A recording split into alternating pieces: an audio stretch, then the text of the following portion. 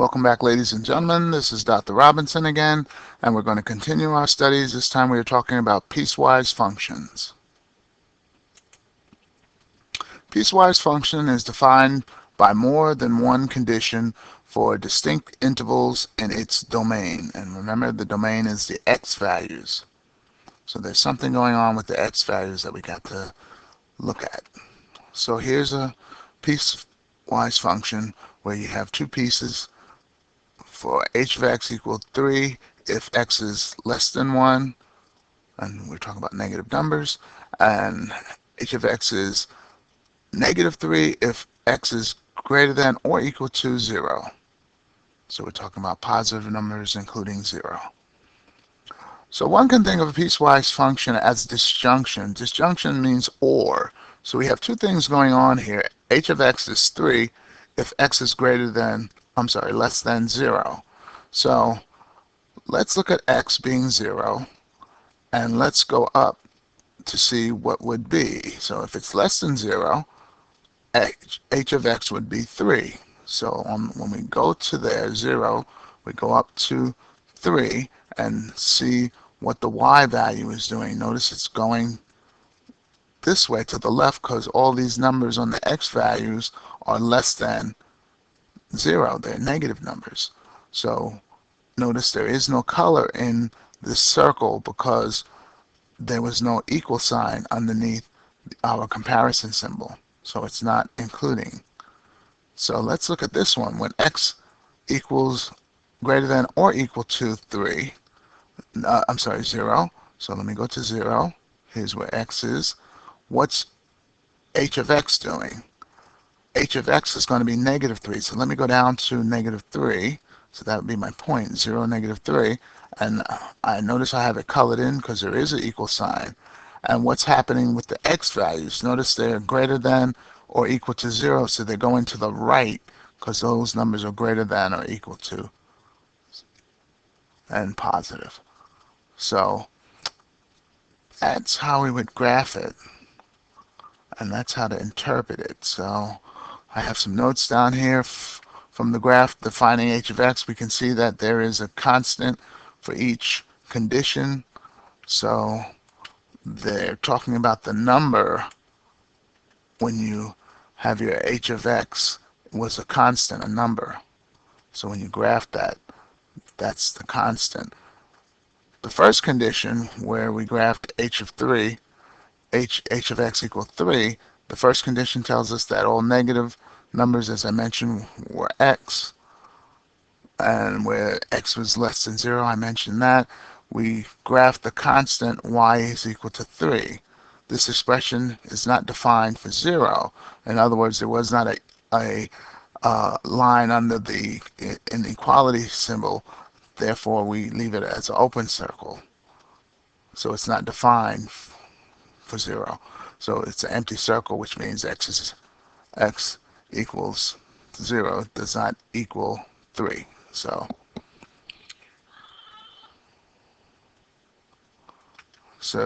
let's stop for a second. All right, for the second condition, we graph h of negative 3. So where x is greater than or equal to 0, since h of 0 was negative 3, then let's have a closed circle. As I mentioned, you have the equal sign underneath. So that point 0, negative 3 is what I mentioned. So those are just some notes on how to look at this. So here's another example. Let's look at this one. F of x is 1, another constant. And here we have f of x is h minus 1. So here are conditions for x, our domain. So let's look at it. If x is less than 1, so we're talking about numbers that are less than 1. So let's pick 1 to start with. So if x is 1, so I'll put 1. What is y going to be doing at that time? Y will be 1. So let's go up here. And notice it's an open circle because there is no line under that. So when we graph that, all the numbers that are less than 1 go to the left on the x values. So those numbers for x are less than 1, but it's going to be constantly 1. Now let's look at the next function, where x is greater than or equal to 1. So let's go to 1 if x is 1. And remember, we color in our circle because of the line underneath the comparison symbol. And we have a function here, linear function, x minus 1. So what's going on? Say x is 1. So 1 minus 1 would give you 0. So that's why it's sitting here. So f of x would be 0. And now our slope would be 1. Go up by 1 box and 1 over, and it'd be here. So if it were greater, if x were 2, 2 minus 1 would be 1. That would be this point right here.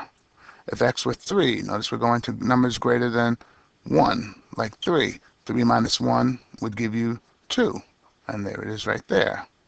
If x were 4, 4 minus 1 is 3. And that's this point right here.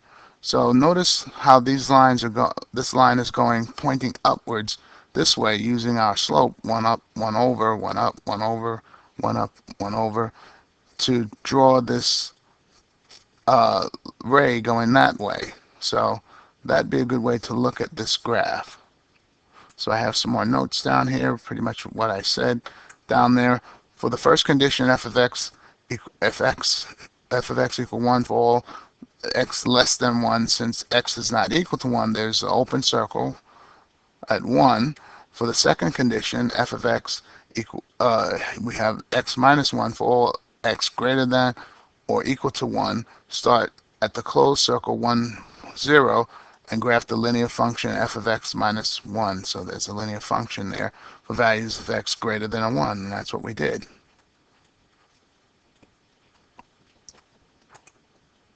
So let's look at this last one, and let's take a look at it so we can get into some. All right, so we have g of x. So now we're using g of x. This time we have a constant of 0 and x. So there's another linear function, x. So if x is less than or equal to 0, y is going to be 0. So again, we're talking about less than numbers that are negative numbers, and we're including 0. So we can start at x equal to 0, and we can go to the left this way. What's going to be happening with y at that time? So if x is 0, y is going to be 0. If x is 1, negative 1, that's less than 0, y is going to be negative 1. If x is negative 2, that's less than 0, y is going to be 0 again. So notice this line here is going to be straight across on the x-axis.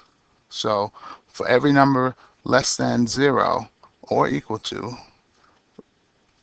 the function is going to read g of x equals 0. So that's why this line is drawn. Let's look at this one. For x, g of x, if x is greater than 0, so now we're talking about positive numbers. So if x equals 0, x is going to be equal to 0. Notice it's going to be the same. So x and g of x are going to be the same. So they're going to be the same numbers that are greater than 0. So normally I would have an open circle because there is no line underneath that. Since there is no line, I would have an open circle, but it's already been 0 has been colored in already because we included it from our first function. So let's take a look. If we go to x equal 1, 1 is greater than 0, what would be y? Y would be the same as x, and that's this point right here, 1, 1, 1. If x is equal to 2, 2 is greater than 0, what would be the point of this one? What would g of x be? G of 2? That would be 2. If x is equal to 3, g of x would also be 3. And that's this point here. So all of these numbers going up this line would be the point. And if we look at the slope is 1. You would go 1 box up, 1 over, 1 box up, 1 over, and continue in that way, and you would get this line. So this is another piecewise function where we have a constant and we have x. So let's see what my notes are. Although the graph is continuous, means it keeps going, it's a piecewise function because it has more than one condition. So we got more than one condition going on over here. So we're trying to see what's going on with the domain. So we have the first condition for all non-positive or negative numbers, g of x is equal to 0, so it stayed that with a closed circle because we had an equal sign. And for the second condition, for all positive numbers, we graphed the array g of x equals x because it was the same as, so x was the same as g of x. So the endpoint's already filled in, as I mentioned before, by the first rule. Okay, so I think we're ready to tackle some, so let's try this one. So use the graph to determine the x values where the rule changes. So as we go up this line, so this line is going up and this line is going over, notice these spots right here. Something's happening with this spot at the domain. What's happening at 1? Something's happening here. So the x value where the rule changes is at 1. So something's happening where they're not including 1. So the rule changes at x equal 1. Let's go up a little bit. Write a piecewise function that describes the graph. All right, let's see if we can do that. So here, if x equals 1, what's happening up here first? It's an open circle, so, and it's going to the right. So that means it's something about 1. It's getting bigger. So x is getting bigger as we go to the right. So that would be our condition. If x is greater than 1 and it's an open circle, something's happening to f of x. Well, what's happening to f of x? Well, f of x is being a constant number right here. It's being constantly going to stay the number 3. So I would say my function would be 3 at this condition. So it's always going to be 3. Now let's take a look at the other one. Something's happening at 1 again. What's happening at 1? Well, it's again another open circle. So the circle is open, so that means something's happening to the x values. Where are the x values going? They're going to the left here. I know they seem to be pointed downward, but they're going also downward and to the left. So the x's are less than that number 1. So at 1, the numbers are less than, so x is less than 1. But it's not a constant. It's not a constant like this one, not a constant 3. Something's happening here. This is linear. So let's see what's happening. So with the y values, so I notice here it crosses the y-axis at positive 1, and then it goes down one box and over, and down one box and over, down one box and over, or I could say up one box and to the right, up in one box to the right, up to the right, and that seems to be our slope of 1. So it seems to have a slope of 1.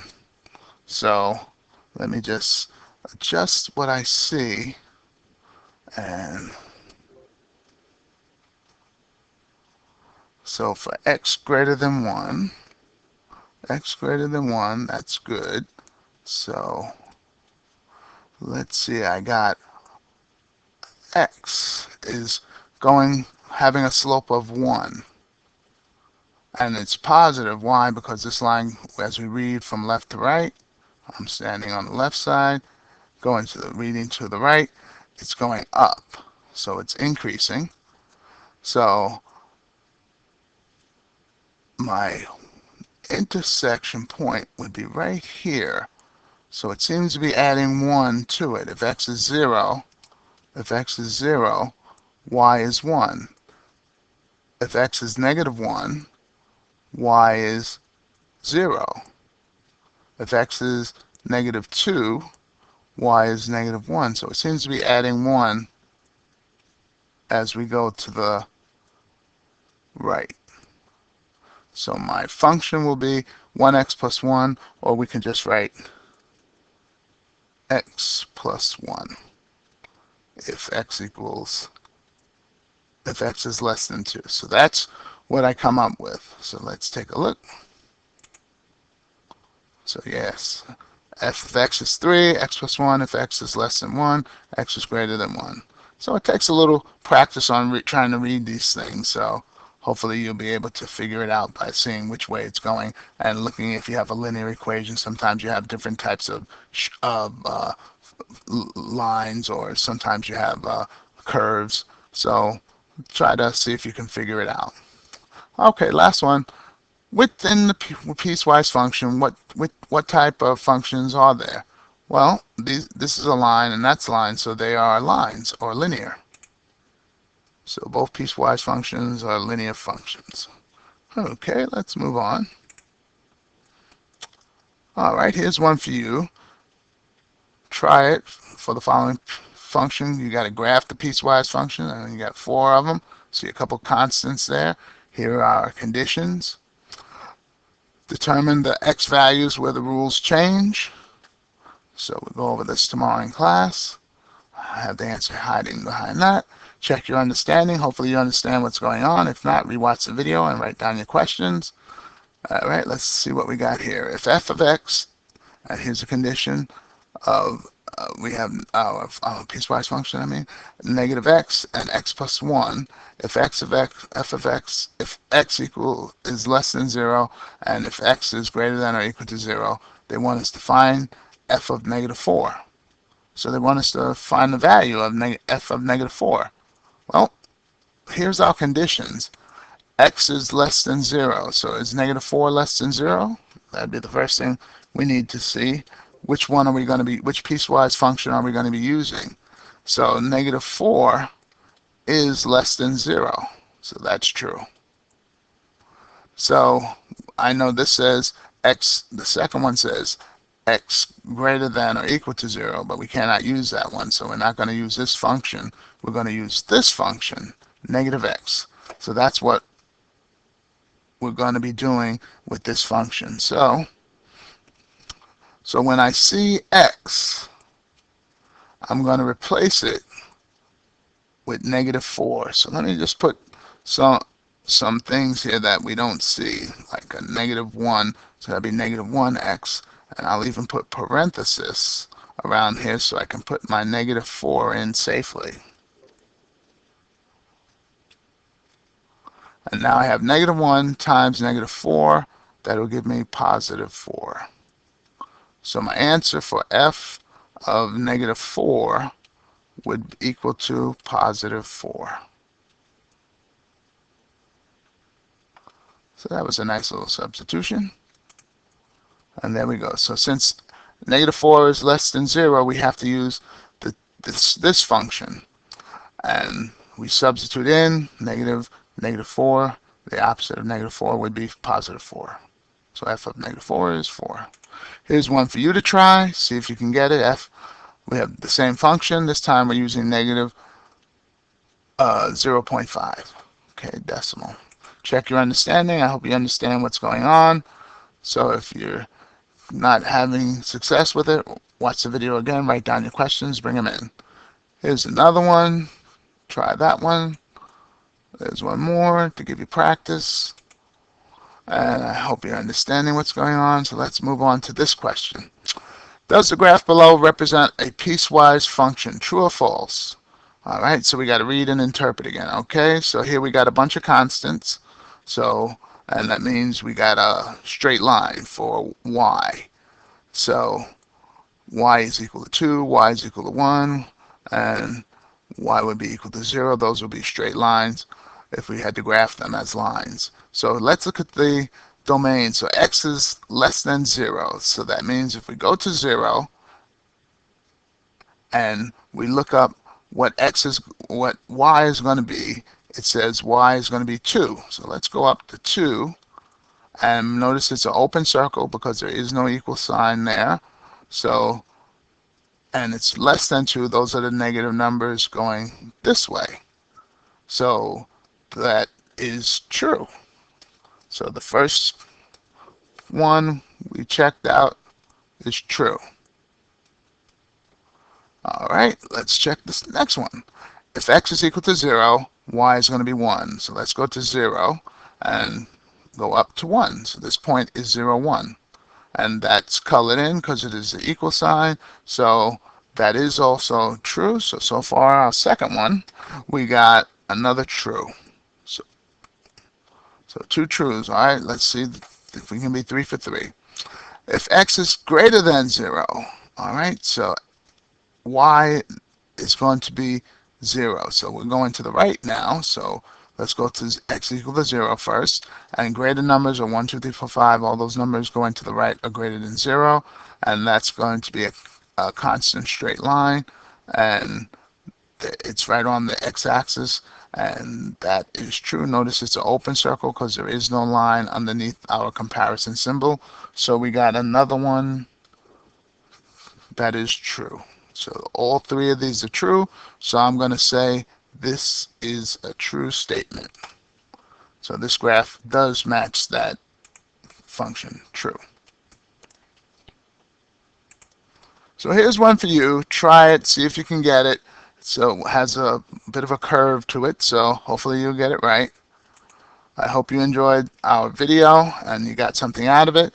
Watch the video again if you need to, because I know it was a little tough at some parts, but if you need to write down questions and bring them into class, I'll be glad to answer them. This is Dr. Robinson signing off. Bye-bye.